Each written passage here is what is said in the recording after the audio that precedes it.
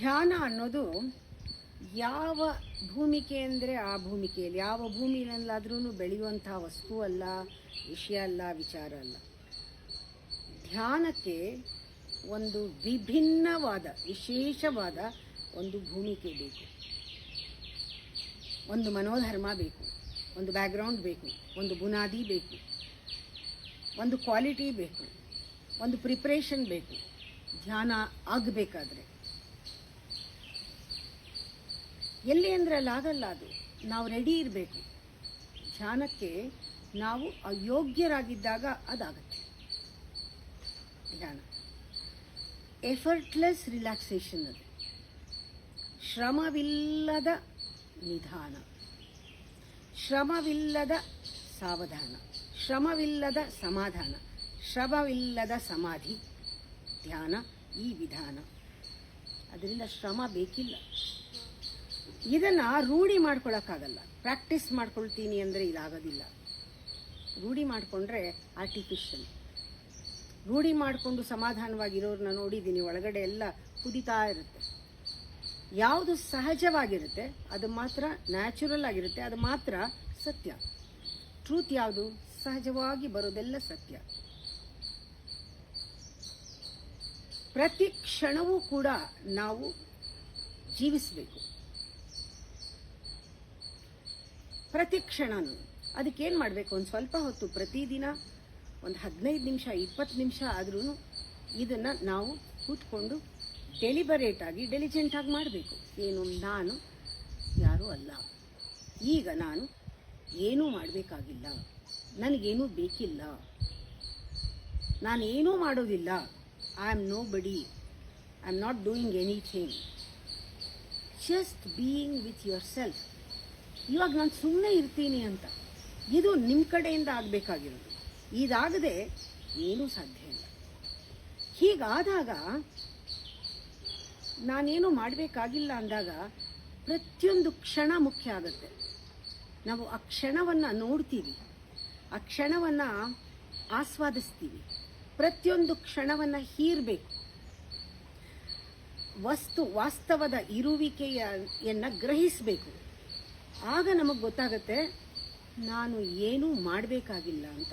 ಅಂದರೆ ನಾನು ಗಳಿಸೋದೇನೂ ಇಲ್ಲ, ಇರೋದರಲ್ಲಿ ಪ್ರತಿಯೊಂದು ಕ್ಷಣ ಜೀವಂತವಾಗಿರೋ ಕ್ಷಣದಲ್ಲಿ ಜೀವಿಸಬೇಕಷ್ಟೇ ಅನ್ನೋದು ಗೊತ್ತಾಗ್ಬಿಡುತ್ತೆ. ಇದನ್ನು ಏನು ಹೇಳ್ತಾರೆ ಅಂದರೆ ಇನ್ನರ್ ಜರ್ನಿ ಅಂತ. ಇನ್ನರ್ ಜರ್ನಿ ವಾಸ್ತವದಲ್ಲಿ ಅಂದರೆ ಈಗ ವರ್ತಮಾನದಲ್ಲಿ ಯಾತ್ರಿಸುವುದು ಅಂತ ಹೇಳ್ತಾರೆ. ವರ್ತಮಾನದ ಯಾತ್ರೆ ಎಲ್ಲಿಗೂ ಹೋಗೋದಲ್ಲ, ತಾನು ಸುಮ್ಮನೆ ಏನು ಮಾಡದೇ ಇದ್ದರೆ ಒಳಗಡೆ ಹೋಗ್ತೀವಿ.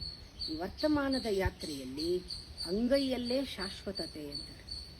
ಶಾಶ್ವತತೆ ಅನ್ನೋದು, ಆ ಕಾನ್ಸ್ಟೆಂಟ್ ಅನ್ನೋದು, ಪರ್ಮನೆಂಟು ನಮ್ಮ ಅಂಗೈಯಲ್ಲೇ ಸಿಗುತ್ತೆ, ಇಲ್ಲೇ ಇದೆ. ಅದು ನಾವು ಸುಮ್ಮನೆ ಕೂರ್ಬೇಕಷ್ಟೇ. ಅದಕ್ಕೆ ನಮಗೆ ಚೆನ್ನಾಗಿ ಗೊತ್ತಾಗಬೇಕು, ಮೂಲವಾಗಿ ಆ ನಿಜ ಗೊತ್ತಾಗಬೇಕು. ನಾವು ಏನೋ ಗಳಿಸಕ್ಕೆ ಹೊರಟಿದ್ದೀವಿ, ಅದು ಗಳಿಸೋದು ಇಲ್ಲ.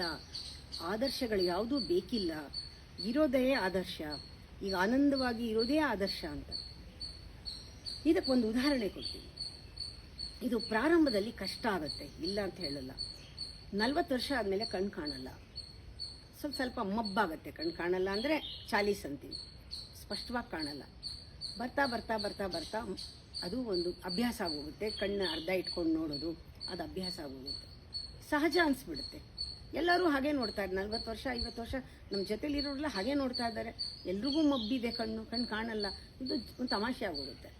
ಆಮೇಲೆ ಕನ್ನಡಕ ಹಾಕೊಂಡಾಗ ಮಾತ್ರ ಸ್ವಲ್ಪ ಚೆನ್ನಾಗಿ ಕಾಣುತ್ತೆ. ಆಮೇಲೆ ಕನ್ನಡಕದ ಗ್ಲಾಸ್ ಎಲ್ಲ ಬದಲಾಗ್ತಾ ಒಂದಿನ ಯಾವ ಗ್ಲಾಸ್ ಹಾಕೊಂಡ್ರೂ ಇಲ್ಲ, ಪ್ರಯೋಜನ ಇಲ್ಲ, ಪೂರ್ತಿ ಮಬ್ಬಾಗ್ತಾ ಇದೆ ಅಂತ. 60 ವರ್ಷ ದಾಟಿದೆ, ಕಣ್ಣೆಲ್ಲ ಕಾಣ್ತಾನೇ ಇಲ್ಲ. ಇವಾಗ ಡಾಕ್ಟರ್ ಹತ್ರ ಹೋದಾಗ ಆಪ್ರೇಷನ್ ಮಾಡಬೇಕು, ಪೊರೆ ಬಂದಿದೆ ಅಂತಾರೆ.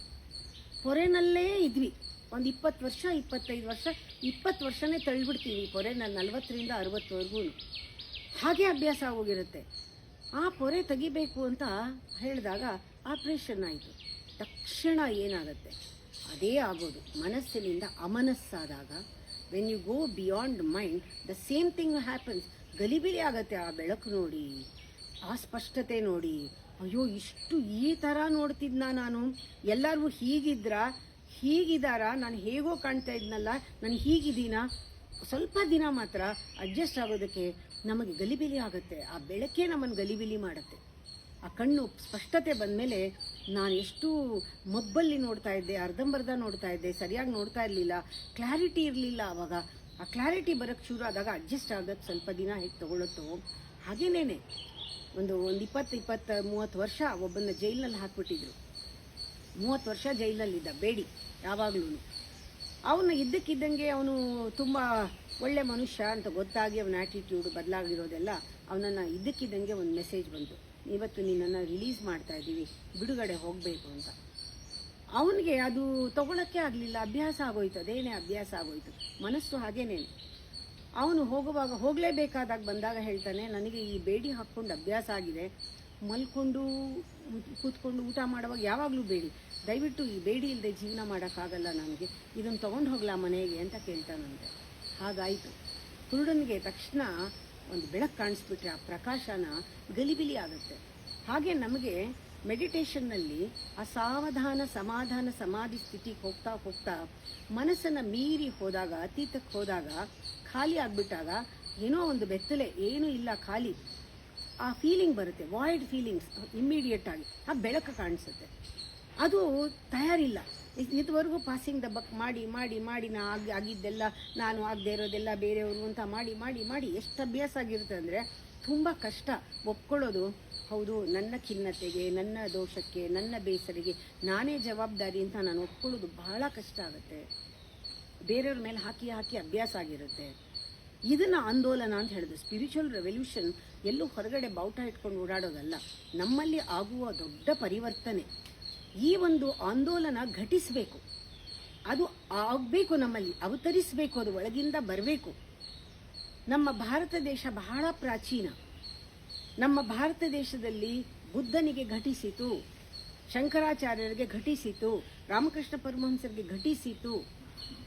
ಅವರಿಗೆ ಫ್ರೀಡಮ್ ಸಿಕ್ತು, ಮುಕ್ತಿ ಸಿಕ್ತು, ಅವ್ರಿಗೆ ಬಿಡುಗಡೆ ಆಯಿತು. ಅವ್ರ ಮನಸ್ಸಿಂದ ಅಮನಸ್ಸಿಗೆ ಹೋದರು, ಸಾಕ್ಷೀಭೂತವಾಗಿ ಎಲ್ಲವನ್ನೂ ನೋಡೋಕ್ಕೆ ಶುರು ಮಾಡಿದ್ರು. ಸ್ಪಷ್ಟವಾಗಿ ಅವರು ಜವಾಬ್ದಾರಿಯಿಂದ ಇದ್ರು. ಅವರಿಗೆ ತನ್ನ ಸುಖ ದುಃಖ ಎಲ್ಲಕ್ಕೂ ತಾನೇ ಜವಾಬ್ದಾರಿ ಅಂತ ಗೊತ್ತಾಯಿತು. ಘಟಿಸುತ್ತದು. ಆದರೆ ಜನಸ್ತೋಮ ಹಾಗೆ ಉಳೀತು. ಬಂದು ಹೋಗೋರು ಹೋದ್ರು. ಬುದ್ಧ ಬಂದ, ಬುದ್ಧ ಹೋದ, ಅವನಿಗೆ ಘಟಿಸ್ತು. ಆದರೆ ಈಗ ನಾವು ತಿಳ್ಕೋಬೇಕು, ಏನೇ ಆದರೂ ಕೂಡ ಅದು ಇಂಡಿವಿಜುವಲ್ ಲೆವೆಲ್ನಲ್ಲಿ ಆಗೋದು.